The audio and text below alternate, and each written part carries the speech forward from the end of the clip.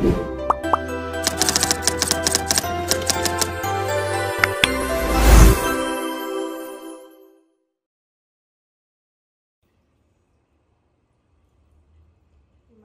bubbles. Hello po, I'm Jersey Xavier and I will be your nurse for today. Before we start po, let me check your wristband just to make sure that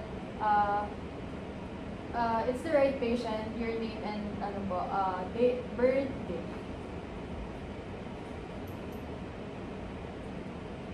Thank you po. All match. Before we start po, I have questions po. Do you have any difficulty swallowing pills po? Wala naman po. Or yung mga allergies po sa mga medication? Wala po. Okay po. Based on the doctor's order po, you have been prescribed Tylenol 500, a pain reliever to help manage your discomfort. Is that correct? Okay. It's now 2:05 p.m. and I'll proceed with your medication po. Let me just double check your chart and the medication label.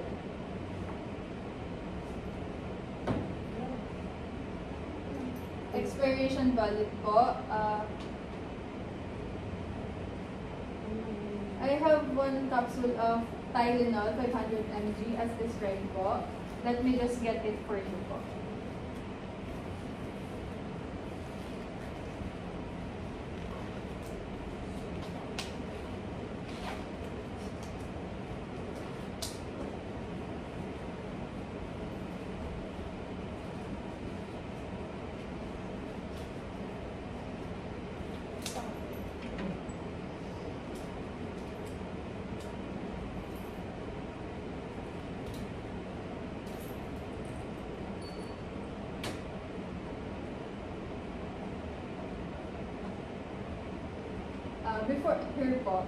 Before you take the capsule po, please drink a sip of water, then take the capsule po.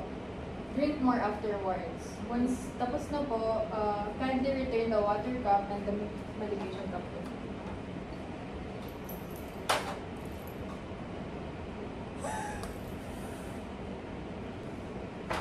All done po? Yes po. So now po, I'll record the medication administration in your chart. 500 mg Tylenol given at 2:05 p.m. I'll check back in 30 minutes to monitor for any side effects. If you feel anything unusual po, please use the call bell immediately.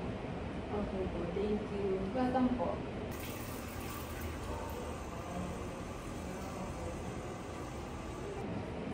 Hello ma'am, good morning. I am Jonaria Patalo and I will be your nurse for today. And I'm here to administer your oral liquid medication. And before I start, may I know po your name and birth date? Jersey Xavier po, March 19, 2005. And can I check your wristband? Okay, all March. And now, can I ask po, do you have any issues for swallowing medication and allergy po? Wala po. Okay, thank you. And that's why the doctor prescribed liquid form today's medication is vitamin C syrup, 5 ml prescribed to help boost your immune system. I'll give you your medication na po.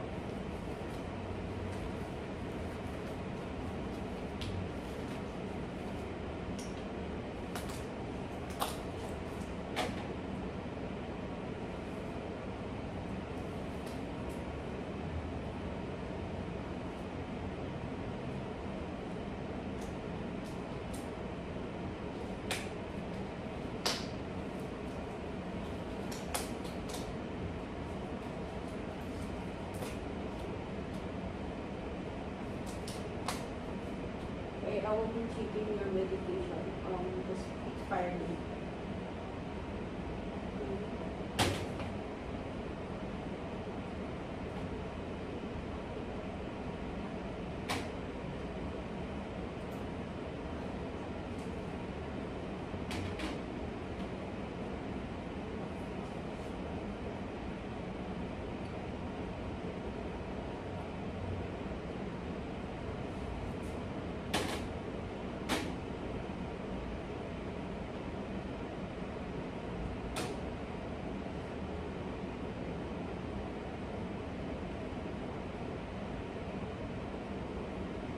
Okay, ma'am. Before drinking the syrup, please drink a sip of water and then drink water again.